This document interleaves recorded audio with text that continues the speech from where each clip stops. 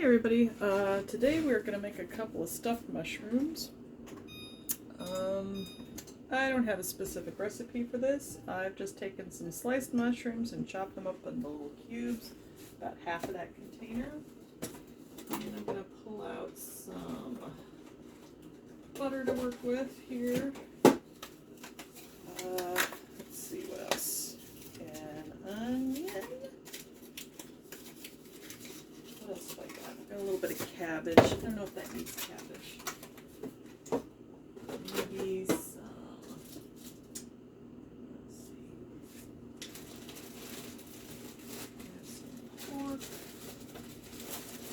and rice, some different cheeses, ham cubes. Let's do some ham cubes and some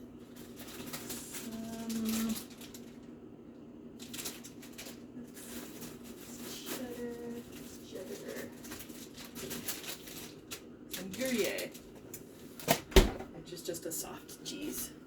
Alright, so we will want to saute the mushrooms, and I'm thinking onions. I also have shallots, but I think in this case we'll just do a little bit of onion.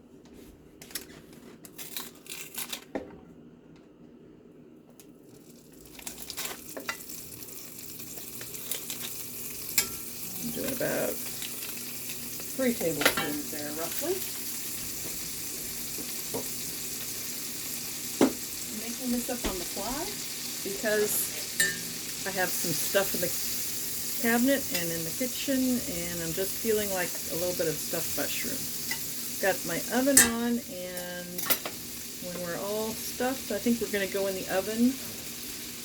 But let's see how this comes together. Some days are more successful than others. Sometimes you eat an ugly mess that tastes good, and sometimes things go horribly awry. Let's not hope for that one, at least. Let me get a stirring device. Let's do a spoon.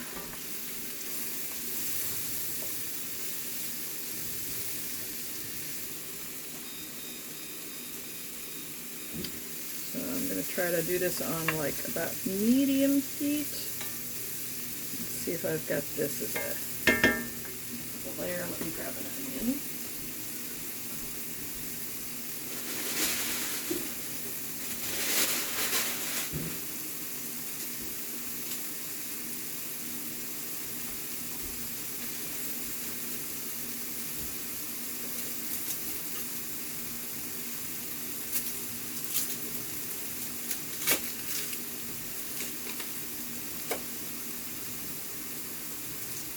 I'm cutting up about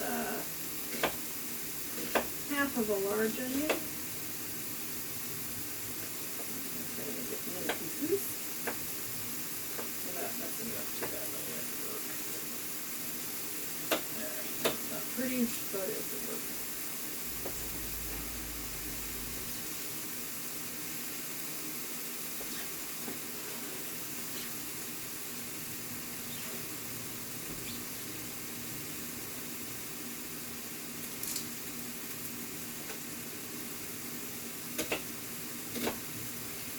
Sorry I'm cutting off the camera, but I'm not skilled enough to do multiple things at the same time, so it's not like it's hard to chop an onion. So I chopped an onion.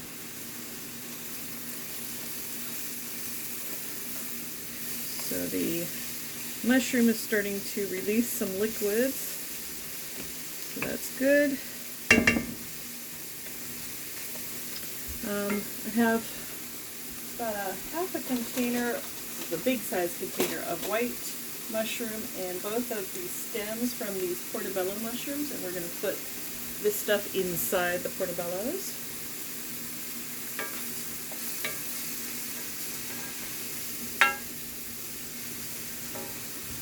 So I'm looking for a little bit of color, liquid release. We'll try to cook off the liquids so that what we put inside the mushrooms isn't too wet.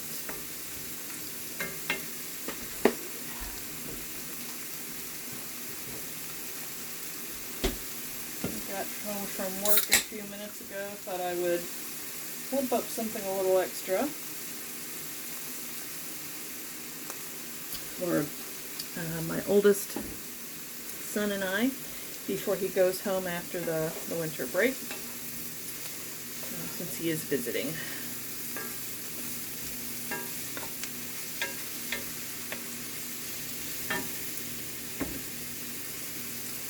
The reason my pan rotates so freely is that it's not completely flat on the bottom.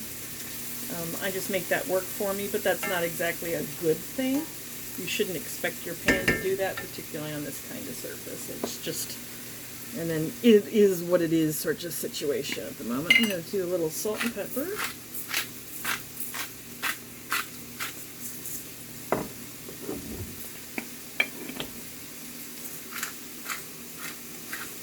Try to think about what seasoning sounds good today. All different kinds of seasoning we can do for this. Let me see what I've got here.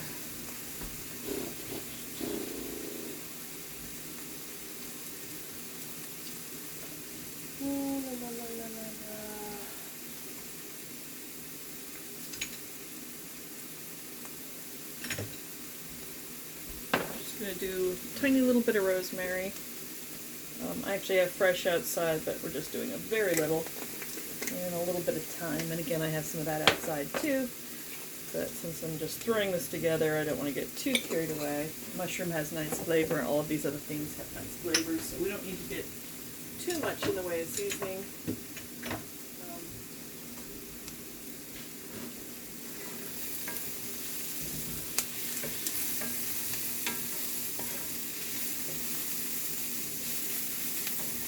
It's looking better. So I've got some color started. I've got the the onions are looking a little bit more translucent. Let's see. Let's have a little bit of breadcrumbs.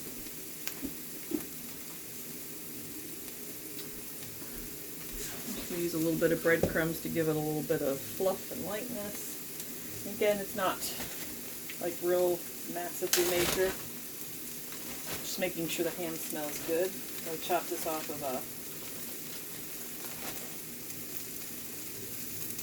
big ham not long ago when it was on sale. Divided it all up. Too many glasses.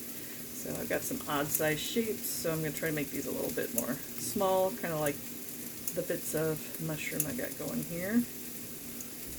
And actually I used my kitchen shears to chop up my mushrooms too. Kitchen shears can be a really helpful thing, really great and useful tool. That is a little too crunchy. Let's throw that to the side.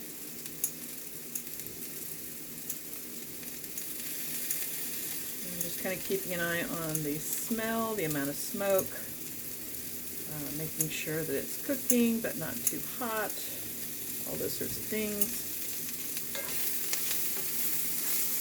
Again, it's releasing liquids, which is good. This is mushrooms cooking right down. Again, I'm trying to get little niblets, kind of all the same size.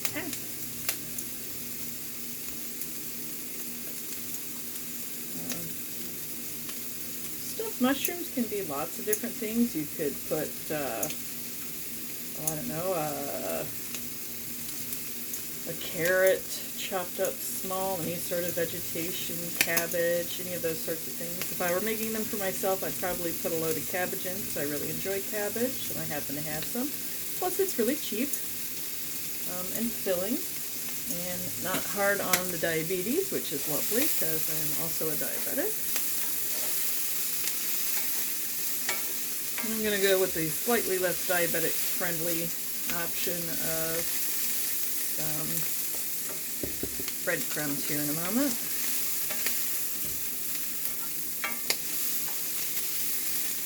Decided to put a whole lot of ham. Trying to decide if we want a little bit more, if that's good. I think that's good. We don't want too carried away.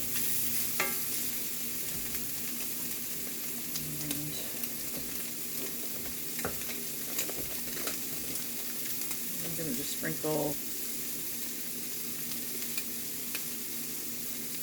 I don't know, something like, I think that's about 1/4 of a cup. And You don't actually have to. It's kind of a binding agent. Alright, let me turn my heat off here. I think that looks pretty good. And I'm going to bake them in this pan. And actually just stuff each one with these nummy contents.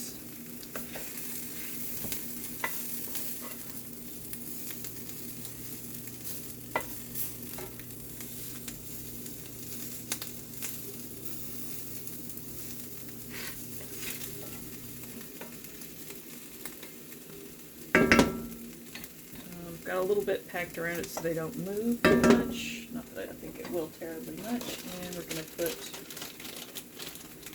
a piece of Gruyere. Actually, this is Havarti. Similar sort of cheese. Let's see, do we want to split one slice in between the two?